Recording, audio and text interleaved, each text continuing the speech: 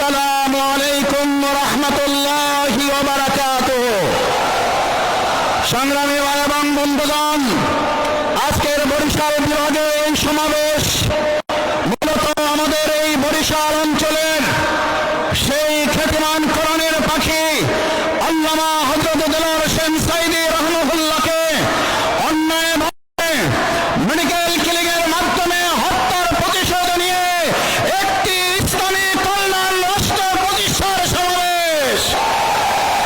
আজকের সমাবেশ সৈয়দ মুফতি ফয়জুল করিমকে রক্তাক্ত করা হয়েছে বরিশালে, তার প্রতিশোধ নেওয়ার সমাবেশ।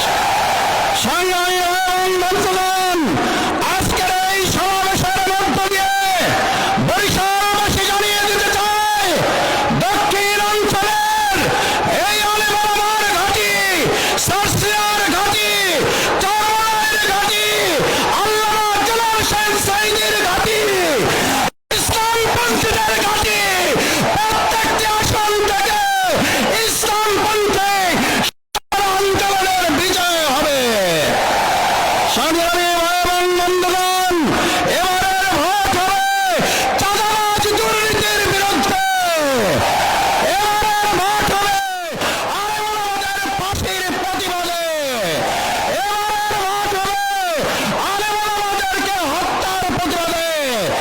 এবারের ভোট দিয়ে যারা কেন্দ্র দখল করে ইলেকশন ইঞ্জিনিয়ারিং এর চিন্তা করছেন, স্পষ্ট ভাষায় এই বেল্ট পার্কের লক্ষ জনতার দিকে তাকিয়ে দেখুন। কোন রকম ষড়যন্ত্র করলে আমরা প্রত্যেকে হলাম শহীদ, আর ভোটের দিন হবে 5ই আগস্ট। সুতরাং আমাদেরকে মোকাবেলা করতে হলে আবু সাঈদ কিংবা আরেকটা 5ই আগস্ট করার উদ্যোগ নিতে রাজি আছেন তারা। সংগ্রামী ভাই এবং বন্ধুগণ, আসুন সেই জাতীয় নির্বাচনে ইসলামপন্থীদের সংসদে পাঠিয়ে একটা সুষ্ঠু নিরপেক্ষ নির্বাচন বাস্তবায়ন করব। আল্লাহ হাফেজ। বাংলাদেশ